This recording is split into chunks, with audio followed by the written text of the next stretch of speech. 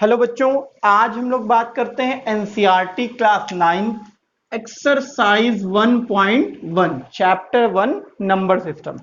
इसमें आपके एक्सरसाइज के क्वेश्चन को देखते हैं। जैसे अभी हम लोगों ने introduction of exercise number system को तो पढ़ ही लिया है, तो उसी पर बेस हमारा पहला क्वेश्चन है। क्या कह रहा है कि is zero is a rational number. पूछ रहा है क्या जीरो हमारा रैशनल नंबर है। अगर है तो can you write in the form of P by Q. अगर है तो क्या हम उसको पी बाई क्यू के फॉर्म में लिख सकते हैं, where P and Q are the integer and Q not equal to zero. ये क्वेश्चन पूछ रहा है। जैसे हम लोगों ने जब चार्ट बनाया था तो आपको बताया था कि अगर देखा जाएगा तो ये आपका क्या था, नेचुरल होता था, फिर होल होता था, फिर क्या होता था साथ में नेचुरल नंबर, फिर होल नंबर, फिर क्या था आपका इंटीजर, फिर क्या आता था आपका रैशनल नंबर यानी क्यू आर, ये सारे आते थे। अब अगर मैंने कहा था कि जीरो आपका क्या है, जीरो क्या है, होल नंबर। अब जीरो किसके पार्ट में आ रहा है, इस रैशनल नंबर के बीच में भी आ रहा है। इट मीन क्या है कि जीरो हमारा होल नंबर भी है, इंटीजर भी है और रैशनल भी है। लेकिन यहां पूछा क्या है, यहां पूछा है zero is a rational number. Yes, हम क्या लिखेंगे, yes zero is a rational number. अगर रैशनल नंबर होता है कोई भी तो उसे हम किस फॉर्म में रखते हैं, पी बाई क्यू के फॉर्म में रखते हैं। ठीक है, फिर क्या लिखेंगे, can you write in the form of P by Q. Zero is a rational number, we can write in the form of P by Q where P and Q are the integer. ये तो लिखा ही जाएगा। Example दे देंगे, that is करके zero है, 0/1 कर दीजिए। ठीक है, तो हमारा क्या है, एक रैशनली नंबर तो है ये। तो इस तरह से हम लोग इस क्वेश्चन का जवाब देंगे। ठीक है, अब क्वेश्चन नंबर जो सेकंड है उसको समझते हैं क्या कहता है। क्वेश्चन नंबर सेकंड कह रहा है, ये आपके बुक का है, कह रहा है find the 6 rational number between 3 and 4। मतलब कितने रैशनल चाहिए हमें, 6 रैशनल नंबर चाहिए 3 और 4 के बीच में। कैसे कहा था करने के लिए आप लोगों को, पहले मैंने कहा था कि आप लोग ऐसे अपने से एक नंबर लाइन बना लीजिएगा, ये 3 रिप्रेजेंट कर लीजिएगा, इसे 4 रिप्रेजेंट कर लीजिएगा। ठीक है, अब इसको क्या सपोज कर लेंगे हम लोग, ए सपोज कर लेंगे, इसको क्या सपोज कर लेंगे, बी सपोज कर लेंगे। तो स्टेप फर्स्ट में कैसे निकालेंगे, पहला रैशनल नंबर किससे रिप्रेजेंट करते हैं, क्यू से। आप किसी से भी कर सकते हो, उसमें कोई दिक्कत नहीं है, लेकिन हम Q1 लिख रहे हैं, पहला रैशनल नंबर। तो पहला रैशनल नंबर कहां आएगा, इन दोनों नंबर को ऐड करके हाफ कर देंगे तो कितना हो जाएगा, a plus B divide by 2। तो वैल्यू कितनी आई, 3 plus 4 divide by 2, it mean 7/2। तो हमारा पहला रैशनल नंबर क्या हो गया, 7/2। ये हो गया हमारा Q1। क्लियर हो रही है बात। दूसरा क्या करें, स्टेप सेकंड निकालते हैं, Q2। अब Q2 आप चाहे इन दोनों के बीच में करके निकाल दीजिए, चाहे इन दोनों के बीच में करके निकाल दीजिए। पहले हम इन दोनों के बीच में निकालते, कहां आएगा, यहां कहीं आएगा, ये हो जाएगा Q2। तो कैसे लिखेंगे, इन दोनों के बीच इसको ऐड करेंगे, 3 plus 7/2 divide by 1 divide by 2। ठीक है, अब एलसीएम लेंगे तो यहां कितना बचेगा, 2, और यहां कितना जो है 6 प्लस 7 डिवाइड बाई 2, तो कितना हो जाएगा 13/4। ठीक है, दूसरी Q2 वैल्यू कितनी हो गई, दिस वन, ये आ गया हमारा 13/4। हमें कितने निकालने हैं, 6 रैशनल नंबर निकाल। तो ऐसा करते हैं, एक और रैशनल नंबर निकाल लेते हैं, 3 इधर से निकाल लेंगे, 3 इधर से निकाल लेंगे। अब मान लीजिए अगर हम इसमें ये नंबर निकालते हैं तो कितना हो जाएगा, इसे हम लोग Q3 सपोज कर लेते हैं। Step third, Q3 is equal to 3 plus, मैं डायरेक्टली लिख रहा हूं, 3 प्लस Q2 यानी 13/4 डिवाइड बाई 1/2। तो कितना हो जाएगा, ये हो जाएगा 12 प्लस 13/4/2। ठीक है, अब जब सॉल्व करेंगे तो 26/8। कैंसिल करना चाहेंगे तो कैंसिल कर दीजिएगा, नहीं तो आप छोड़ दीजिएगा, कोई दिक्कत नहीं है। ये हो गया हमारा स्टेप 3 में Q3 कितना आ गया, 26/8। अब क्या करें, 3 तो मिले, इधर से निकाल लेते हैं। स्टेप 4, सपोज कर लेते हैं ये हमारा Q4 हो जाएगा।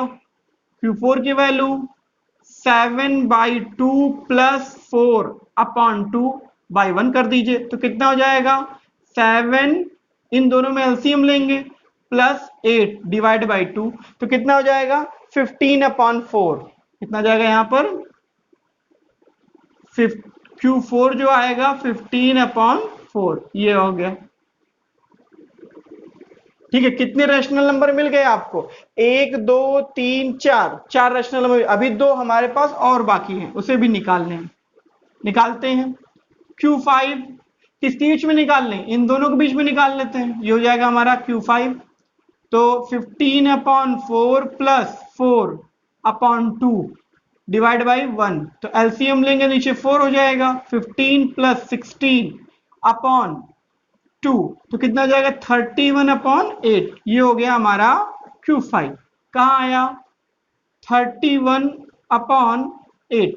ठीक है, अब निकालते हैं Q6 इसके बीच में निकाल लें, चाहे इन दोनों के निकालने, चाहे इन दोनों के निकालने, चाहे कहीं भी आप निकाल सकते हो, उसमें कोई दिक्कत नहीं है। सपोज करो हम इसके बीच में निकाल लेते हैं Q6, हमारा कितना हो जाएगा, ध्यान दीजिएगा, अगर ये निकाला तो इसको और इसको ऐड करना पड़ेगा, 7/2 प्लस 15/4/2।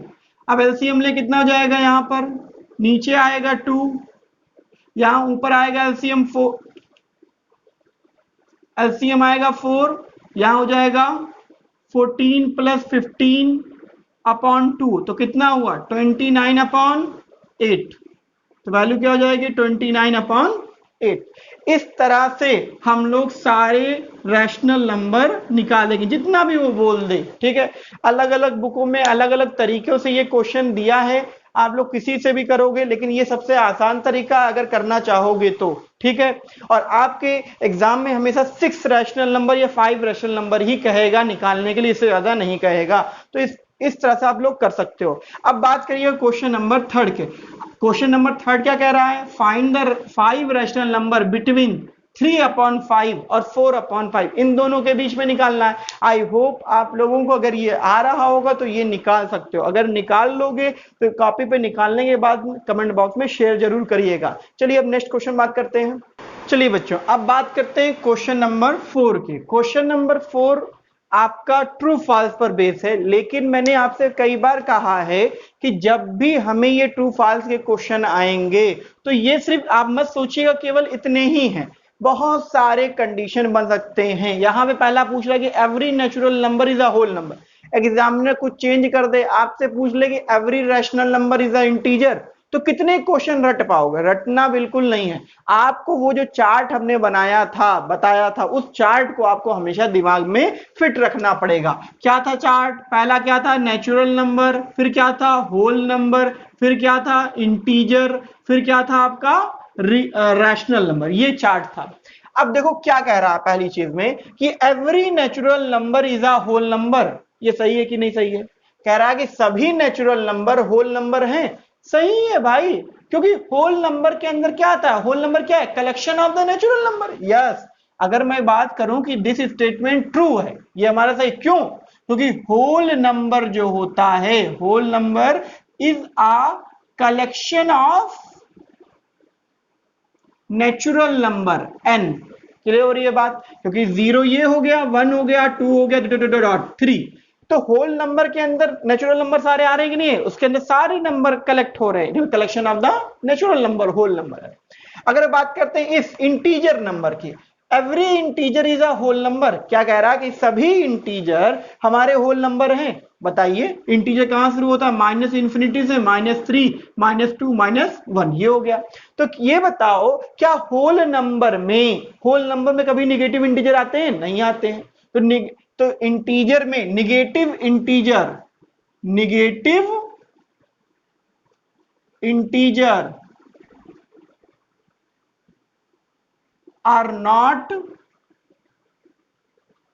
इन द किसमें, होल नंबर। ठीक है, निगेटिव इंटीजर कहां होंगे हमारे भाई, पॉजिटिव इंटीजर की बात कर रहा है। Every integer is a whole number, बात तो सही है। होल नंबर में क्या आते हैं, 0 से स्टार्ट होता है, लेकिन इंटीजर में निगेटिव भी आते हैं, पॉजिटिव भी आते हैं। तो निगेटिव नंबर होल नंबर में आता है, नहीं आता। इट मींस क्या है, negative number are not in the whole number. ठीक है।